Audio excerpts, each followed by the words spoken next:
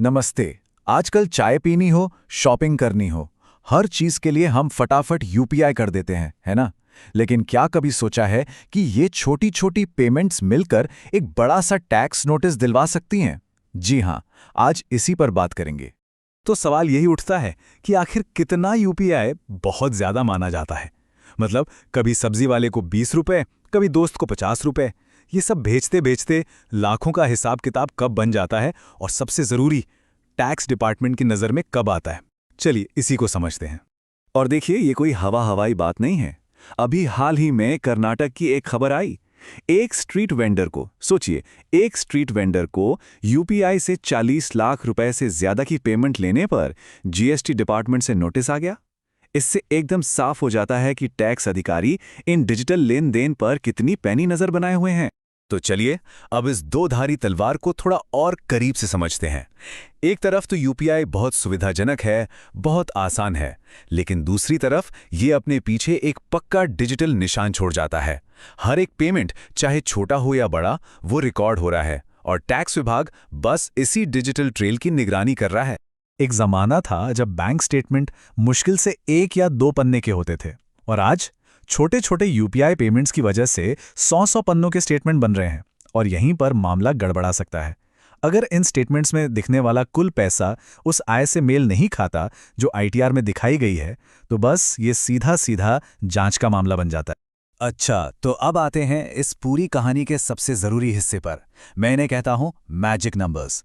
ये वो लिमिट्स हैं, वो टैक्स सीमाएं हैं जिन्हें पार करते ही अलर्ट हो जाने की जरूरत है, चाहे मामला इनकम टैक्स का हो या फिर जीएसटी का। तो सबसे पहला और सबसे बेसिक नंबर है 4 लाख रुपए। फाइनेंशियल ईयर 25-26 के लिए ये इनकम टैक्स की बेसिक छूट लिमिट है। मतलब अगर सभी बैंक खातों को मिलाकर यूपीआई से होने वाली कुल कमाई इससे कम है, तो आमतौर पर आईटीआर फाइल करने की जरूरत नहीं पड़ती। लेकिन यहाँ एक पेच है। अगर कोई सर्विस प्रोवाइडर है, मान लीजिए कोई फ्रीलांसर है, कोई कंसल्टेंट है, तो उनके लिए ये नंबर बदल जाता है। अगर साल का कुल टर्नओवर, मतलब जो टोटल पैसा आया, वो 20 लाख रुपए से ज्यादा हो गया, तो फिर जीएसटी रजिस्ट्रेशन करवाना एकदम जरूरी, मतलब मैंडेटरी हो जाता है। और इसी तरह अगर कोई सामान बेचता है, मतलब कोई ट्रेडर है या मैन्युफैक्चरर, तो उनके लिए ये लिमिट बढ़कर हो जाती है 40 लाख रुपए। इसे पार किया तो जीएसटी रजिस्ट्रेशन करवाना ही पड़ेगा। तो इन नंबरों को गांठ बांध लेना है। इनकम टैक्स के लिए 4 लाख, सर्विसेज के जीएसटी के लिए 20 लाख और सामान यानी गुड्स के जीएसटी के लिए 40 लाख। और हाँ, एक बहुत जरूरी बात, अगर कोई सामान और सर्विस दोनों का काम करता है तो उनके लिए लिमिट 20 लाख ही मानी जाएगी, 40 लाख नहीं। अब एक बहुत बड़ी गलतफहमी दूर करते हैं। कई लोगों को लगता है कि यूपीआई से खाते में आया हर रुपया इनकम है, पर ऐसा बिल्कुल नहीं है। तो चलिए अब उन सिचुएशंस को देखते हैं जहां यूपीआई से आया पैसा पूरी तरह से टैक्स फ्री हो सकता है। समझिए, यूपीआई से मिले पैसे को दो तरह से देखा जा सकता है, लोन और गिफ्ट। लोन वो आपकी इनकम नहीं है, वो एक तरह का उधार है जिसे वापस चुकाना है। दूसरी तरफ है गिफ्ट, जो कुछ शर्तों के साथ टैक्स फ्री हो सकता है, लेकिन हाँ, उस पर कुछ लिमिट्स लागू होती हैं। अच्छा, तो अगर यह साबित करना हो कि खाते में आया पैसा लोन था, कोई छिपी हुई इनकम नहीं, तो इसके लिए पक्के सबूत होने चाहिए। ये चेकलिस्ट बहुत काम की है। दोनों लोगों के पैन और आधार कार्ड, एक लिखा हुआ लोन एग्रीमेंट और बैंक स्टेटमेंट का रिकॉर्ड, ये सब संभाल कर रखने से किसी भी जांच से बचा जा सकता है। और अब एक राहत की बात, अगर पैसा करीबी रिश्तेदारों से मिला है, जैसे कि माता पिता, भाई बहन, पति या पत्नी, तो वो यूपीआई पेमेंट पूरी तरह से टैक्स फ्री है। इस पर कोई लिमिट नहीं है। तो फैमिली के बीच होने वाले लेन देन के लिए टेंशन लेने की कोई जरूरत नहीं है।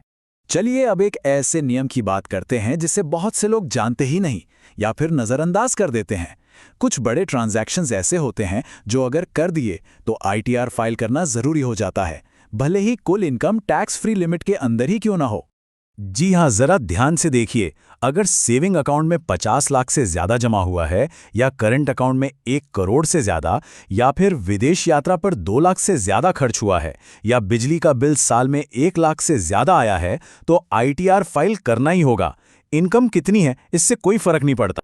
तो ठीक है, नियम तो हमने समझ लिए, पर अब सवाल यह है कि करें क्या। तो चलिए अब बात करते हैं कुछ स्मार्ट टिप्स की, कुछ बेस्ट प्रैक्टिसेस की, जिनसे यूपीआई ट्रांजैक्शंस को आसानी से मैनेज किया जा सकता है। और किसी भी टैक्स की झंझट से बचा जा सकता है।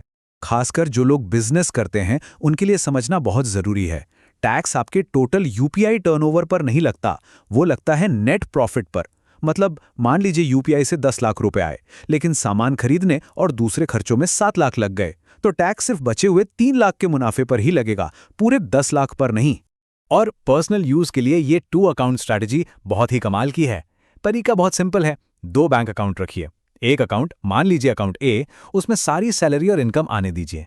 फिर हर महीने एक फिक्स्ड बजट अकाउंट बी में ट्रांसफर कर दीजिए और दिन भर के छोटे मोटे यूपीआई खर्चे सिर्फ अकाउंट बी से कीजिए। इससे क्या होगा, आपका मेन इनकम अकाउंट एकदम साफ सुथरा रहेगा। और आखिर में ये एक क्विक चेकलिस्ट है। बिजनेस के लिए हमेशा करंट अकाउंट ही यूज करें, सेविंग्स नहीं। हर ट्रांजैक्शन में एक छोटा सा नोट या नरेशन जरूर लिखें कि पैसा क्यों दिया या लिया। बड़े लोन या गिफ्ट के डॉक्यूमेंट संभाल कर रखें।